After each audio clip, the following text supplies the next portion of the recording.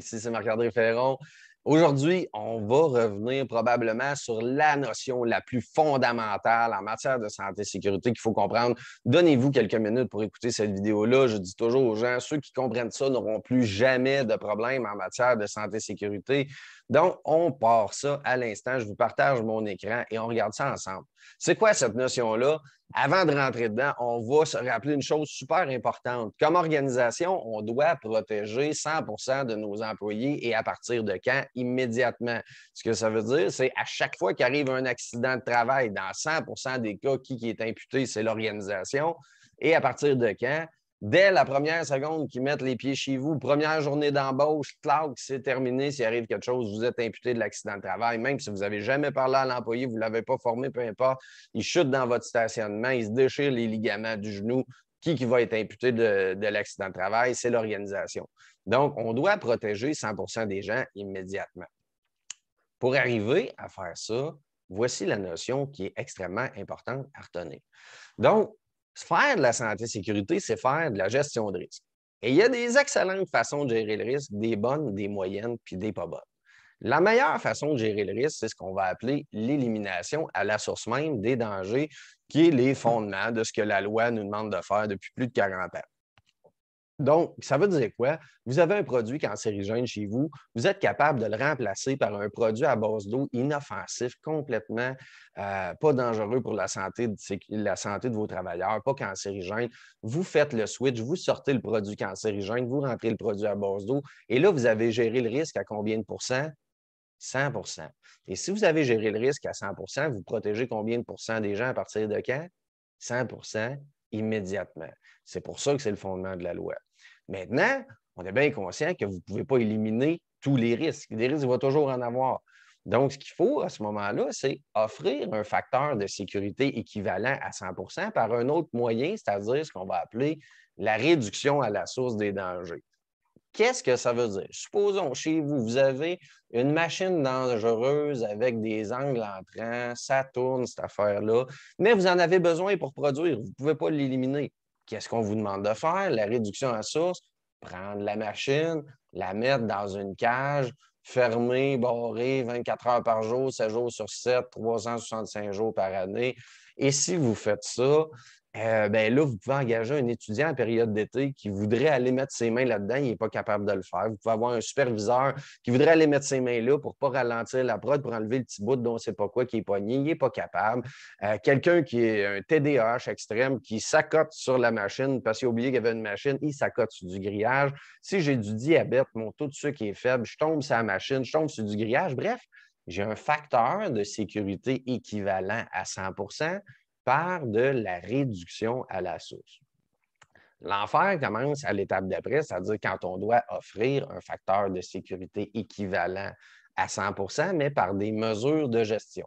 Les mesures de gestion, c'est des programmes, des procédures, des règlements, etc. Donc, qui vont définir des rôles et responsabilités aux gens qui vont devoir être exécutés à 100 Donc, c'est mon programme de cadenassage, d'entrée en espace clos, de travail en hauteur, les ports d'équipement de protection individuelle, etc., etc.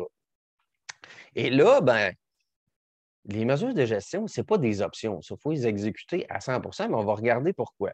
Donc, supposons que j'ai ma machine dans la cage fermée, barrée, et là, il faut rentrer dans l'enceinte grillagée pour aller nettoyer, débloquer, ajuster. Qu'est-ce qu'on va faire?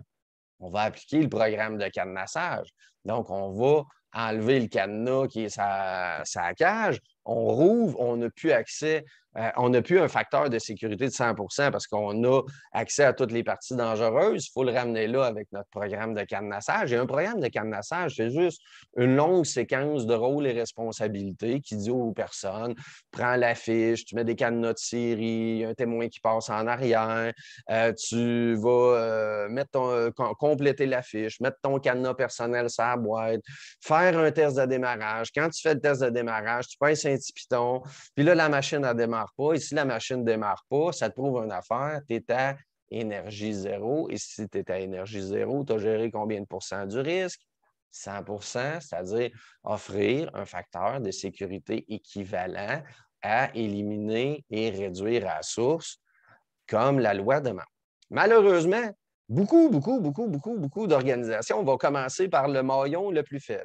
Essayer de changer les valeurs, les croyances, les comportements, les attitudes sécuritaires, le niveau de vigilance des travailleurs. Et là, je pourrais vous poser une question. Avez-vous déjà essayé de changer une seule personne dans votre vie? Et ceux qui ont déjà essayé se sont rendus compte que ça peut être bien long et que ce n'est pas garanti de résultat. Et si j'ai 100, 200, 300, 400 travailleurs chez nous, ça va être bien dur d'offrir un facteur de sécurité équivalent à 100 en travaillant purement sur les individus. Et les alcooliques anonymes, eux autres, ils disent amener quelqu'un à changer, ça peut prendre une vie, mais changer, ça prend 2 minutes.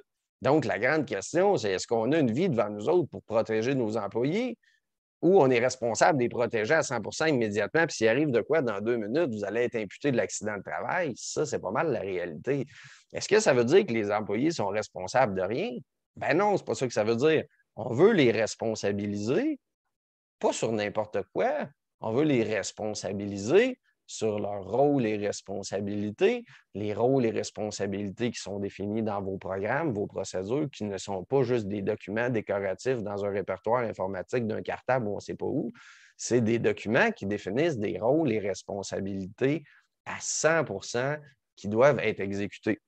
Donc, tout ça pour dire que il n'y a pas d'improvisation dans la façon de gérer les risques. Il y a des façons scientifiques de le faire, c'est-à-dire, 1, éliminer la source, 2, réduire la source, 3, mettre en place des mesures de gestion qui vont dire aux individus comment on veut qu'ils se comportent. C'est quoi les comportements désirés par l'organisation? C'est quoi le programme de cadenassage, la seule et unique façon autorisée de cadenasser? C'est quoi le programme d'espace clos qui définit la seule et unique façon autorisée pour rentrer d'un espace clos ou de porter des EPI ou de travailler en hauteur ou peu importe?